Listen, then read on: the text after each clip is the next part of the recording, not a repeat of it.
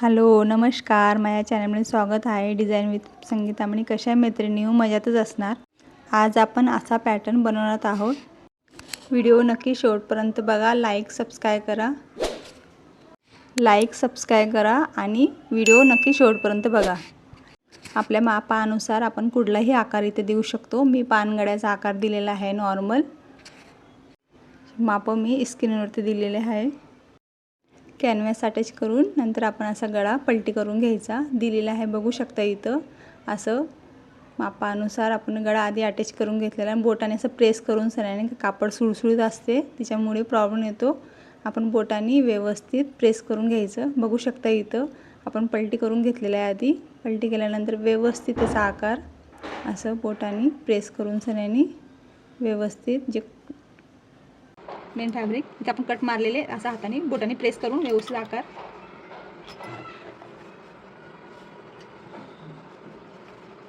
असं राऊंड मारून घ्यायचं. इथे व्यवस्थित बोटाने प्रेस केल्यानंतरच ते कॅनव्हास असं इथं पलटी होते.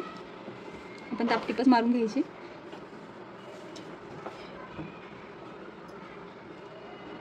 इथं असं बारीक शिलाई मारून घ्यायची दाबटीप.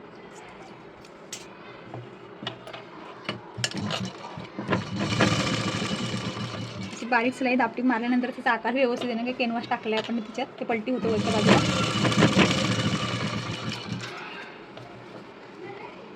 नवीन आहात तर प्लीज सबस्क्राईब करायला विसरू नका. नक्की सबस्क्राईब करा,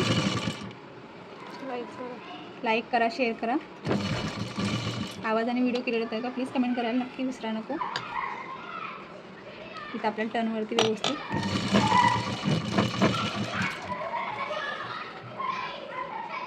असं व्यवस्थित आतल्या बाजू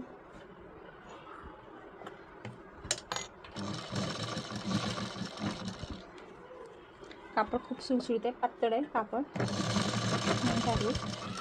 असं कापड ओढून सण्याने बोटाने प्रेस करून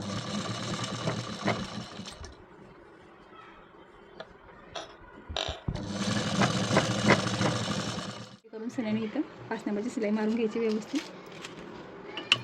एक्स्ट्रा कापडाची कट केल्यानंतर आकार व्यवस्थित ब्लाऊजचं कसं आहे म्हणजे कापड असतं एक्स्ट्रा तर कळत नाही.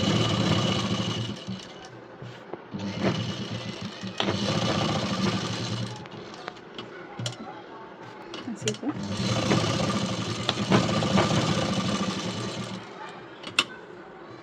हात फिरूनच कधी पण कटिंग मशीन खालून कापड नाही तर गोळा होते त्या बाजूला.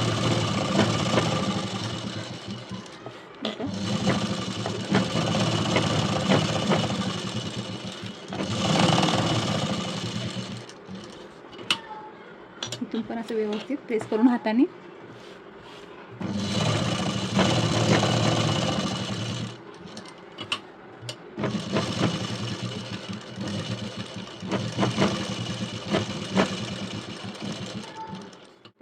मार्किंग करून घेतो. आपल्याला किती इंची हवी इथं एक्स्ट्रा. इथं आपण आता नेट घेतलेली आहे, डबल नेट घेतली आहे.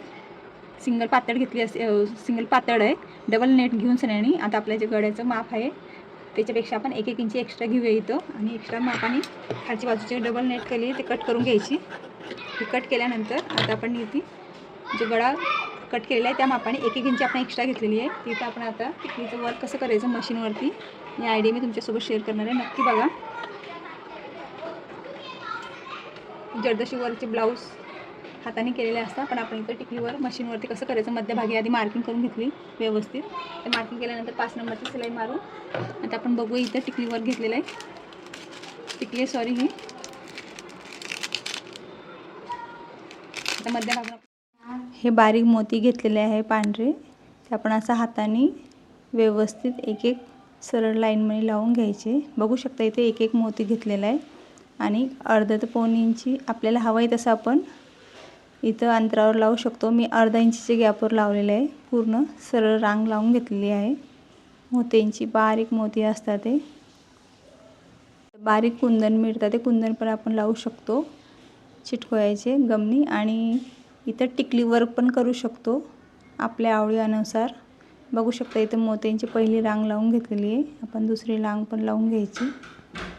व्हिडिओ आवडला असेल तर नक्की प्लीज लाईक करा, शेअर करा आणि कमेंट करायला विसरू नका. नक्की सबस्क्राईब करा.